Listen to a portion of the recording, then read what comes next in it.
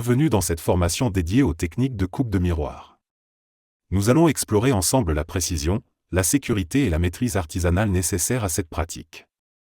Ce module est une exploration technique du processus de découpe manuelle du verre. Ce guide détaille la méthode séquentielle pour transformer une feuille de miroir brute en pièces précises. Nous mettrons un accent particulier sur la sécurité et la physique de la rupture contrôlée. Avant de commencer, établissons ce que nous appelons le sanctuaire de sécurité. Le verre est un matériau impitoyable, et la protection de l'artisan est la première étape de tout projet réussi.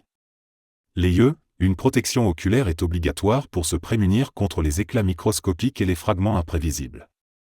Les mains, le port de gants permet une manipulation sécurisée des bords tranchants et offre une protection lors de la séparation des pièces. L'environnement, maintenez une vigilance constante contre les éclats produits par la coupe dans votre espace de travail. Passons à la fondation invisible de notre travail, l'espace de travail. La qualité de la coupe dépend directement de la surface qui la soutient. La surface, une table parfaitement plane est indispensable. L'amortissement, le recouvrement de la table par un tissu épais ou du feutre est crucial. Cela remplit deux fonctions, prévenir les rayures sur la face inférieure du miroir et assurer une distribution uniforme de la pression pour éviter une rupture irrégulière. Voici notre arsenal de précision.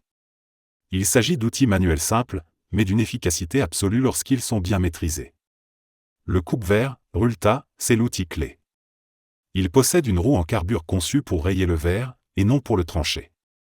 L'équerre est la règle, elles garantissent la rectitude des angles et des lignes.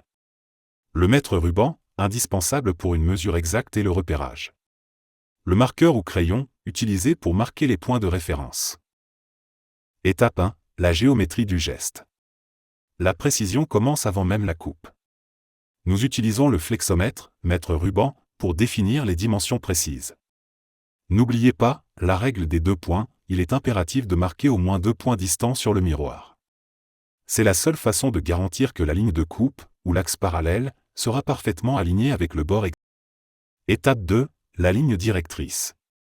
Procédez à l'alignement de la règle ou de l'équerre en bois sur les points marqués. Cette règle sert de butée physique pour guider le coupe-verre. Techniquement, la guide doit être maintenue fermement. Tout glissement durant l'étape suivante compromettrait l'intégrité du miroir. Étape 3, le traçage. C'est un moment critique. Le succès de l'opération se joue en une fraction de seconde.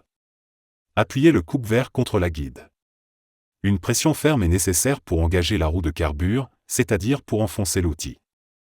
Le mouvement doit consister en un seul trait continu, d'un bord à l'autre. Surtout, ne repassez jamais sur une coupe existante. Note technique, comprenons la physique de la fissure. Contrairement au papier ou au bois, on ne coupe pas le verre au sens strict.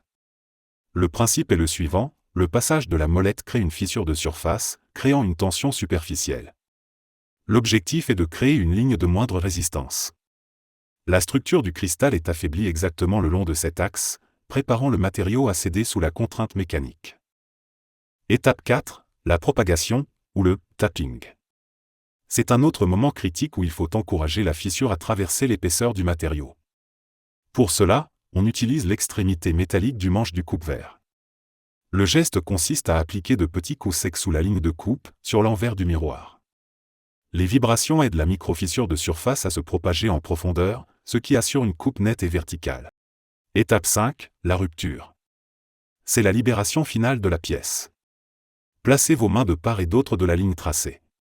Appliquez ensuite une pression rapide et ferme vers le bas et légèrement vers l'extérieur. Le miroir cède instantanément le long de la ligne de faiblesse, produisant un bord propre et défini. Pour conclure, voici l'art de la coupe et ce qu'il faut en retenir. La réussite réside dans la préparation, pas dans la force.